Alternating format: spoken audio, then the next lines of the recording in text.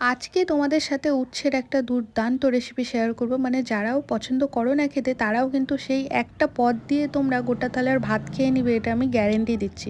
তো চলো ভিডিওটা শুরু করি। হ্যালো এভরিওয়ান, কেমন আছে তোমরা সবাই? আশা করছি ভালো আছো, সুস্থ আছো, স্বাভাবিক আছো। আরও একবার ওয়েলকাম মায়ার রান্নাঘরে, অনেক অনেক অনেক স্বাগত। তো চলো, সবার আগে এখানে উচ্ছে নিয়ে নিবে। উচ্ছেটাকে লম্বা করে কেটে নেবে, কেটে মাঝখানকার অংশগুলো বাদ দিয়ে দেবে, মানে ভেতরটা পরিষ্কার করে নেবে। তারপর ওটাকে 80 ভাগ জলে সিদ্ধ করে নেবে।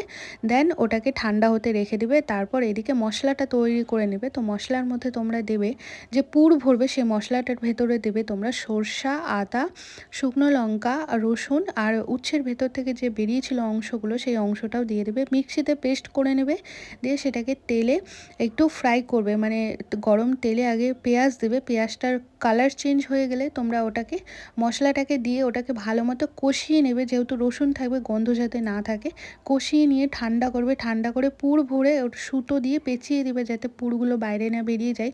তারপর হালকা আঁচে গরম তেল করবে, তেল করে হালকা আঁচে এগুলোকে ফ্রাই করবে। গরম তেলে একদম মানে হিট কড়া করে ভাজবে না।